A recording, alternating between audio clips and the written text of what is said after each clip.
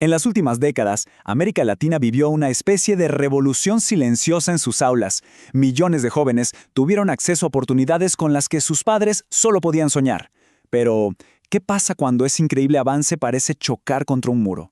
Hoy vamos a desmenuzar un informe que nos muestra justamente eso, los grandes triunfos y los enormes desafíos que han frenado el progreso educativo en la región. Y bueno, para hacer esto nos vamos a basar en un estudio súper completo, un trabajo conjunto de la UNESCO y Oxfam, que nos da una vista panorámica muy detallada de todo el panorama educativo regional. A ver qué fue lo que encontraron.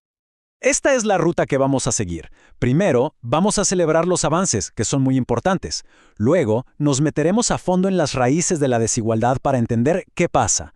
Después, haremos una radiografía de esa brecha. Veremos qué políticas se han intentado y, finalmente, plantearemos el gran desafío para el futuro.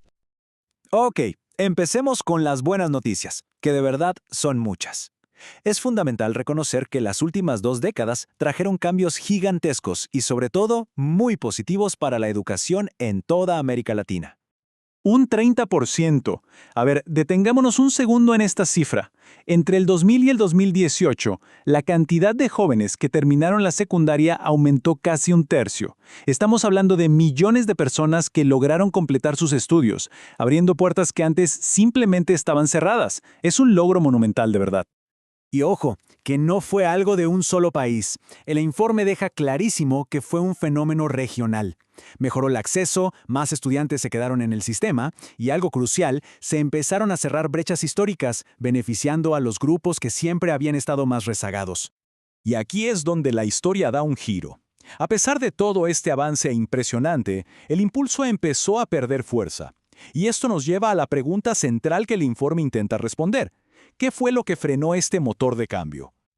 Esta gráfica lo dice todo. Miren bien, la barra de la izquierda, que representa la primera década, es altísima. El ritmo de crecimiento fue increíble. Pero luego, fíjense en la segunda barra. El impulso se desaceleró, y mucho.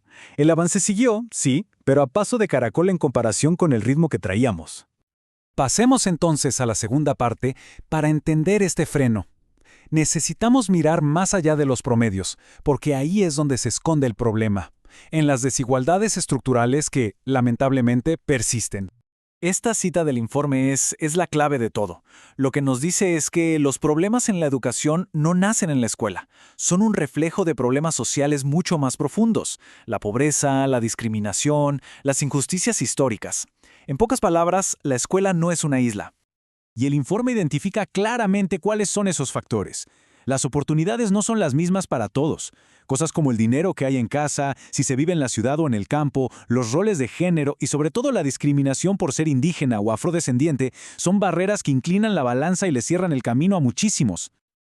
Ahora vamos a ponerle rostro a esos datos. Vamos a ver quiénes son, concretamente, los grupos más afectados por este estancamiento en el progreso educativo de la región. Miren esta tabla. Nos muestra la brecha entre ricos y pobres. En el año 2000, un joven del grupo más rico tenía el triple de probabilidades de graduarse que uno del grupo más pobre. Para 2018, esa diferencia se redujo bastante, a 1.4, pero cuidado, no desapareció. Un estudiante de altos ingresos todavía tiene casi un 40% más de chances.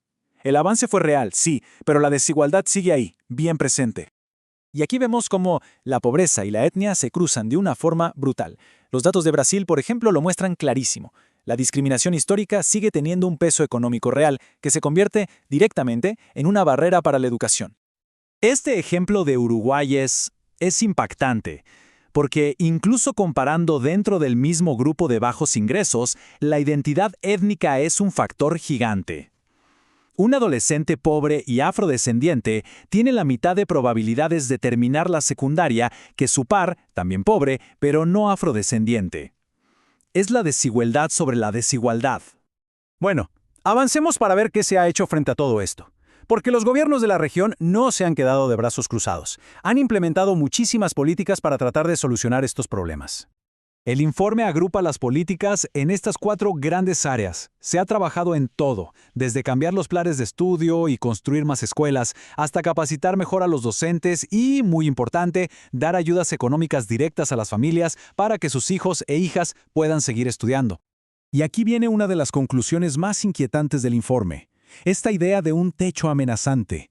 Sugiere algo bastante alarmante, que quizás con las herramientas que estamos usando ya llegamos al límite, que a pesar de tanto esfuerzo, las políticas enfocadas solo en la educación ya no son suficientes para romper este estancamiento. Esto nos lleva de cabeza a la conclusión final, y la más importante de todo el informe.